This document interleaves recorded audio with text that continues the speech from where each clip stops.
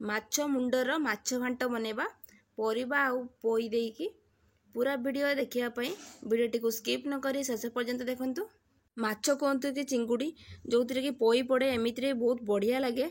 नमस्कार, मु तनुश्री आपण मानक स्वागत करुच्ची मो यूट्यूब चैनल रोषेईशाला को।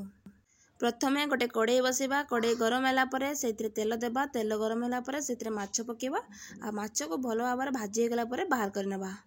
एठी माछ को एई भली भाबरे देखिकी माछर कैरेक्टर ऊपर जानतुनी, कारण माछ को मु निजे ड्रेसिंग करछि सेई पई एई भली भाबरे हिची।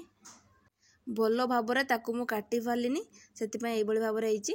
प्रथमे एठी आमे माछ मुंड को बाहर करनेबा, कारण आमे माछ मुंडर घांट करिया माछ गुडी हमर भाजी की रखी देबा।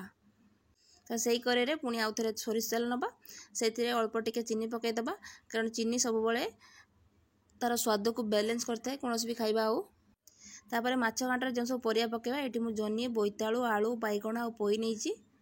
एठी आपण आउरी बुट डाली की बतरी की मध्ये नै परिबे, मुग डाली की मध्ये नै परिबे।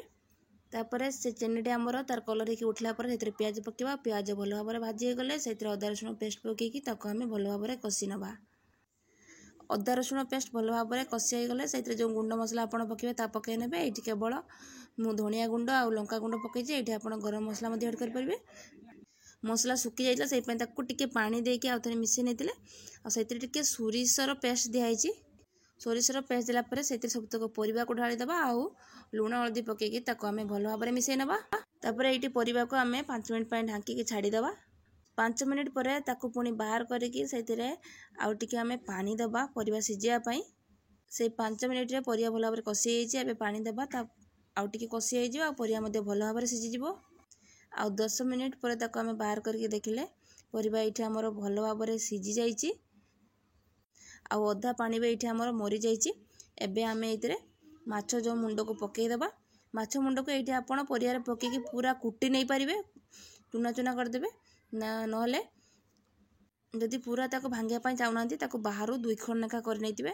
खाली परिबा रे पकै की परिया सहित मिसै नेबे आउ ताको चुना चुना करबेनी, कारण माछ पूरा चुना चुना हे गले कंटा कंटा हे जिवो। एठी माछ घांट को आउ 5 मिनिट पई ढांकी छाडी दबा। 5 मिनिट पर आमर माछ घांट पूरा प्रस्तुत हो जाइची। एठी आपण आपणक हिसाब रे घांटर पानी रखिबे। जदि सुखा घांट खाया पई चाहउछंती एठी आपण पूरा पानी को मारी देबे। जदि टिके पानिया पानिया खाया पई चाहउछंती ताले एतिकी रे ताको छाडी देबे। ए माछ घांटर सोरिष पकेबा ए पई टिके पोई पड़ची आ सोरिष ता संगे टिके पड़िले भल लागिवो। जदि वीडियोटी आपण मानकु भल लागितियो प्लीज चैनल को सब्सक्राइब, वीडियो को लाइक और शेयर करिया पई भूलिबेनी।